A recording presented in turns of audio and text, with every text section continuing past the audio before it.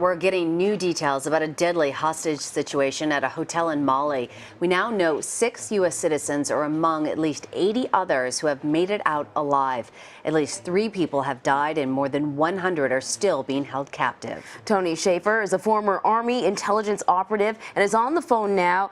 Tony, thanks for joining us. You know, you ran the operations in Mali against al-Qaeda in 2002, and there are several reports that say that extremists are responsible for today's hostage situation. What can you tell us about terrorism in this region? Yeah, this goes back to right after 9/11, and I'm glad you put it in that frame. It was actually a group called the Southwest Group for Preaching and Combat, which goes by GSPC, which morphed into al-Qaeda in Islamic Maghreb, which has been the group that's been operating there since. So, to me, while we don't have confirmation, this makes a great deal of sense based on the fact that al-Qaeda was operating with impunity there during the mid-2000s. We actually went in there to try to take care of it. We actually ran, I can't get into detail obviously, but several covert operations in that region against them. So it makes perfect sense now, these years later, where we've not been really paying a great deal of attention to that region, that they would come back and do something like this. We were attempting to keep them more into the desert. If you guys look at the map on this is right next to the Sahara Desert. It's very arid, and we were actually working very closely with a number of regional countries there, regional powers, to kind of check these guys in the desert. Unfortunately, clearly, they're coming out of the desert now, hitting the urban areas. And this is something we should be paying a great deal of attention to. Tony, it's a week after the Paris attacks, and ISIS has stolen the world stage, so to speak, when it comes to terrorism. Right. Terrorism is a competitive game. Is there a connection to Paris? Could they be trying to gain attention, a different group, as you're saying, possibly al-Qaeda? Yeah, I think that's what's going on here. Look, while they do joint operations, I do believe Charlie Hebdo was essentially a joint operation. You had al-Qaeda in the Arabian Peninsula trained the guys, and they were essentially affiliated with ISIS when they did the attack of Charlie Hebdo. With that said, I think this is completely separate. And if you look at Ayman Zawahiri, the leader of al-Qaeda, who's currently in Pakistan, his recent missives stated that al-Qaeda wanted to get back into the game.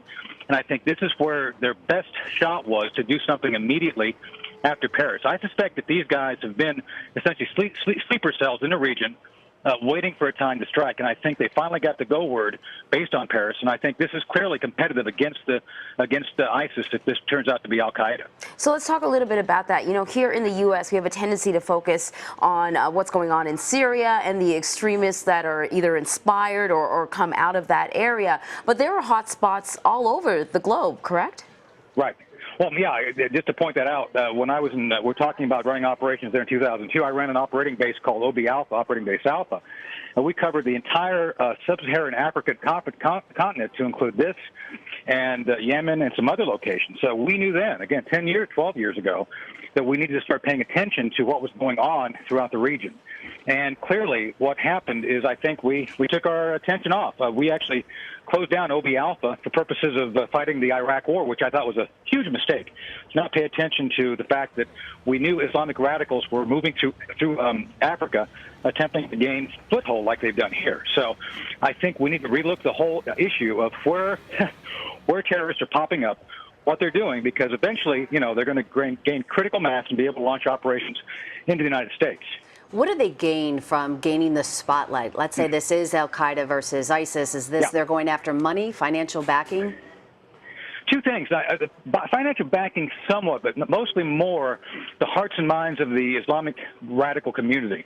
Let's remember that ISIS has been hugely effective using social media, both for communications and essentially recruiting. There's been a number of credible reports talking about how they've been recruiting women and young folks into their ranks via social media.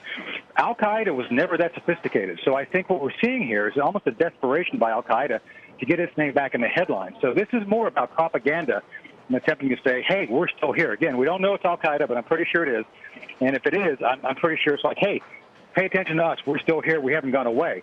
But clearly, ISIS has been absorbing a great deal of al-Qaeda's infrastructure globally. And I think this is an attempt of al-Qaeda to kind of say, well, enough's enough. we're back in the game, and we're going to do some things to regain our momentum as well. And you mentioned there has been a lot going on in Mali for a while now, and there are several jihadist groups operating there. I'm wondering if there's also a possibility that perhaps a smaller group is trying to win favor with one of the larger extremist organizations by pulling off something like this. It's always possible. I mean, again, the GSPC, the Group for Combat and Call, which was a precursor to Al-Qaeda, had a number of offshoots. It's always possible. Let's remember that Boko Haram down in Nigeria, actually, which was not directly affiliated with anybody, swore its allegiance recently to ISIS, I think partially to gain more world attention. So that could well be. And these groups do think strategically, and that's one of the things we've been not doing well, is that our intelligence community, except for Special Operations Command, SOCOM's very much on top of this. Unfortunately, they're but one group within the intelligence community. We have not been paying as close attention to these things as you point out. Mali has been an issue for a while, the last 5 years, and we've not paid that close attention to it. So clearly, this is something we should start paying more attention to again.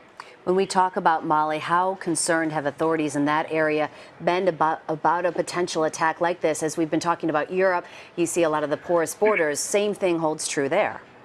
Right. Well, it's ironic the French have been the ones who actually been paying the most attention to the region. If you recall, about 2 years ago, the French started moving back in there in force with their special operations forces. And if you recall, there was an Algeria attack against a refinery where the leader of this group led that. This group, the Al-Qaeda and the Islamic Maghreb. So it's very clear that they have become a regional threat. The French did pay attention to it, and again, my understanding is we were asked to help, and we did not. There's a number of political reasons for that. I don't want to get into them here, but it has been known for the past 2 years that this area has become a hotbed of radical Islamic work, so to speak, recruiting and operations, small operations, designed to basically begin to destabilize the regional governments in that region. Lieutenant Colonel Tony Shaffer, thank you so much. Sure, thanks for having me.